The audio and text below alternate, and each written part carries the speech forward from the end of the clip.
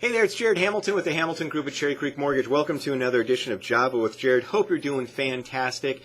Well, happy Friday the 13th, happy President's Weekend, and happy Valentine's Weekend. Love is in the air here this weekend, and we haven't been seeing a whole lot of love in terms of interest rates over the last couple of weeks, and we'll need a little bit more love in terms of the economic data in order for us to reach those levels that we saw back in January 30th. Now, back in January 30th, we saw some of the lowest levels in interest rates that we've ever seen before, not at the all-time lows, but pretty darn close.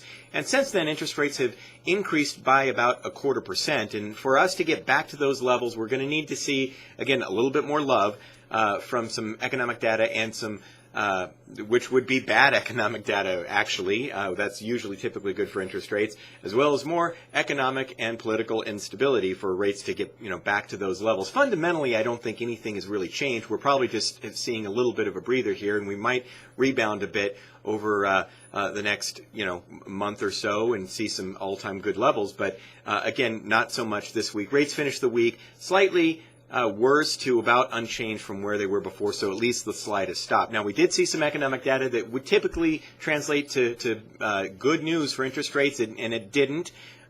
We saw consumer sentiment come in lower than expected. We did see retail sales show some really weak numbers. Actually, it came in at negative 0.9, excluding autos, and with autos at negative 0.8. Expectations were for a negative number at negative 0.5, but it was even worse than expected. And jobless claims also came in higher than expected. So again, all those things are typically bad for the economy, which would usually be good for rates. It didn't really translate, primarily due to the fact that some of the global economic stability has just seized a little bit with Russia and Ukraine having a ceasefire, and as well as Greece actually in some talks to try to solve some of their problems. Who knows if all those things are going to stick? So, and I don't think they will. There'll be a lot of volatility here, and so it's just a matter of time before things get a little bit more nervous on those end.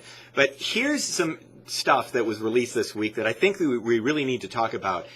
Fannie Mae has started doing a national home survey, and it's just a survey, pretty extensive one, talking to consumers about their overall feelings about housing and finance. And here's some of the data. We saw that 45% of respondents, or actually 48% of respondents, felt that their financial situation is better now than it was over the last 12 months. So 48% feel better about it, and that's actually really good. That was an all-time high. And 29% of consumers feel that their financial situation has dramatically increased over the last 12 months, that their household income has dramatically increased. So we've got consumers thinking that things will be better for them in the next 12 months, as well as 30% of consumers say that things are dramatically better. And so that should usually translate into consumers feeling good and maybe thinking about going out and buying a house. But here's where the numbers I think got really interesting. Only 45% of consumers feel that interest rates are going to rise in the next 12 months. Now, that's contrary to what all the experts are saying. Most all the experts are saying that interest rates are going to get higher, not dramatically higher, but they will be higher.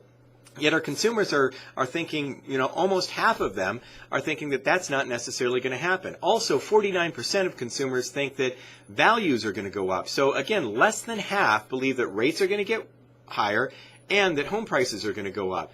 When those things are happening, consumers are not going to feel super motivated to go out there and buy a house. So they're kind of sitting on the sidelines figuring, no big deal. It's not going to cost me more. But over the last couple of weeks, we've talked about if rates go up and if values go up, and that's what all the experts are predicting, it can have a dramatic financial impact on how much they're paying over that life of that loan if they wait and those things do happen. And they can save a ton of money by doing something today versus waiting for and having rates go up and values go up. So we need to be out there talking to our consumers, letting them know what the experts are saying, letting them know how much money they could save. Because right now they may not have all that information, and they're thinking that everything's going to be the same, most people believe that that's not. So we need to be out there talking to our consumers. Hope that helps. If you have any questions, give me a call. If you're out there working this weekend, I know we have a long weekend. So are we. I hope you have a very wonderful Valentine's weekend. If you have any customers that need some help and need some information, we'd be happy to help. Thanks for joining me with Java with Jared. Hope you guys are doing great, and we'll talk to you soon. Bye-bye.